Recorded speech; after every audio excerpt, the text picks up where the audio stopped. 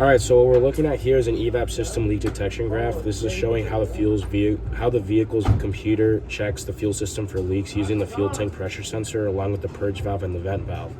Starting on the left side, the system pressure sensor to make sure that the signal is stable. The computer doesn't want any false readings before it begins the test. Next, we move into the pressure stabilization phase. At this point, the system is basically sealing itself off and making sure there are no pressure changes happening naturally. After that, the system begins the actual test by creating a vacuum. It does this by opening the purge valve and closing the vent valve. This allows the engine vacuum to pull pressure out of the fuel tank, which is why you see the graph drop into the negative pressure, about negative 15 hectopascals.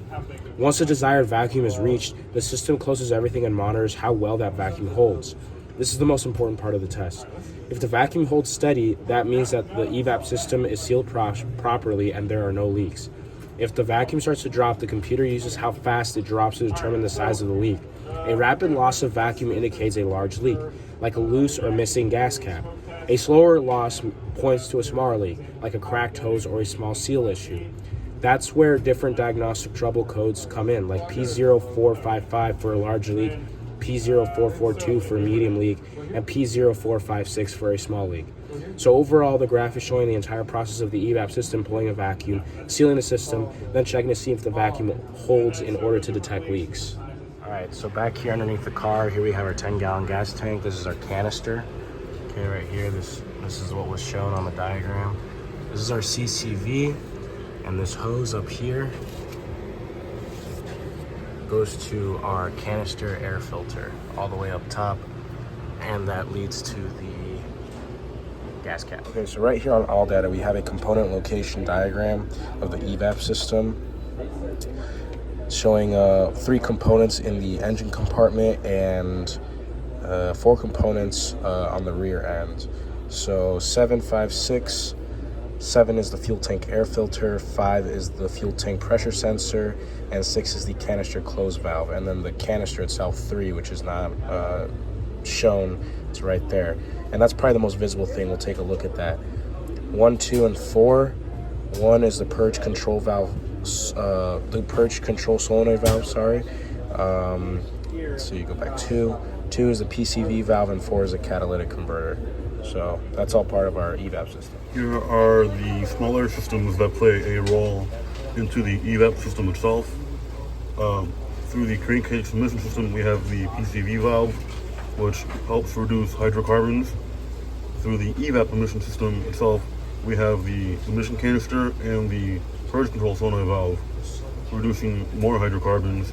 And through the exhaust is the MFI system and the three-way cat, which is even more reduction for oxides of nitrogen, hydrocarbons, oxygen.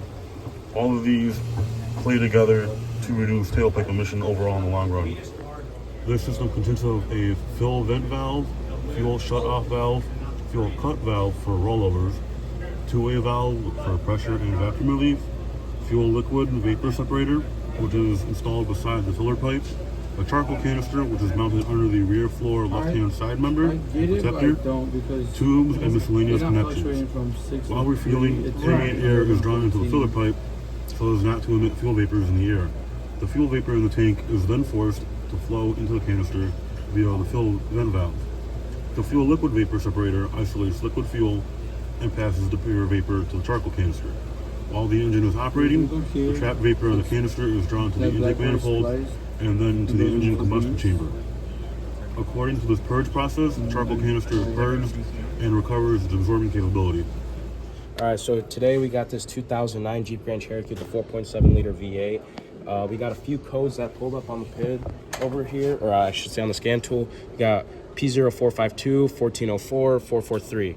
And the one that we're taking a look at are the EVAP ones. We have system pressure sensor switch A circuit low and EVAP system purge control valve A circuit. So we're going to be focusing on that 443 because right here it's really easy to access the, well, it was right there. This is the purge valve solenoid. We got the hose connect right here. And then we have our harness connector right there. It's got 2 wires going into it, power and ground, 12 volts in ground. And the way it operates is that when it is grounded, it opens up, and then when it's not, it closes. It's not always open all the time. Some specs that we found for it, obviously we had a 12 volt going into it. So we checked first on our harness connector, wherever it's at, right there. We checked first the white striped blue wire. Check that, got 12 volts going to it, so we know that at least our circuit is good. So now it's just down to bench testing this. One thing that we found that was really interesting is that for bench testing this, it's very minuscule, but it does operate. One way that we found that it operates is by opening it. You can hear me blowing through it. I let it go, can't blow through it. So that means that at least it is operating. We did ohm it out. We got 120, about 120, 130 ohms. That is really high. Normal ohm reading for this is about 20 to 40 ohms. So what we're gonna do right now is take a heat gun to it, heat it up, because my guess is that potentially with driving, since the customer says that this is an intermittent issue, as the engine heats up and is right there, the resistance increases substantially to the point that it doesn't operate anymore. So we're gonna try and simulate that and see if that's the probable cause to this purge solenoid not working.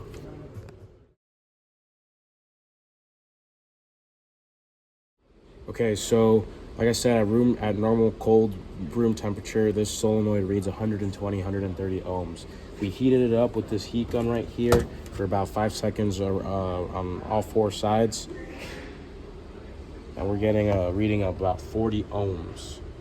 If I keep heating it up, so what we're trying to do here is simulate engine operating temperature. If we keep heating it up, we got it down previously to about 30 ohms, which is actually within range. 20 to about 40 ohms is operating temperature for this. So what that shows me is that this is a temperature intermittent problem, that this does operate at some times, but sometimes it doesn't. And that just means it might just be a bad coil. So what I would suggest to the owner of this vehicle to do is probably to replace this and clear the codes and see if it comes back. If it doesn't, then we can further go into it. But for now, I am pretty confident to say that this is a coil issue inside of this purge solenoid.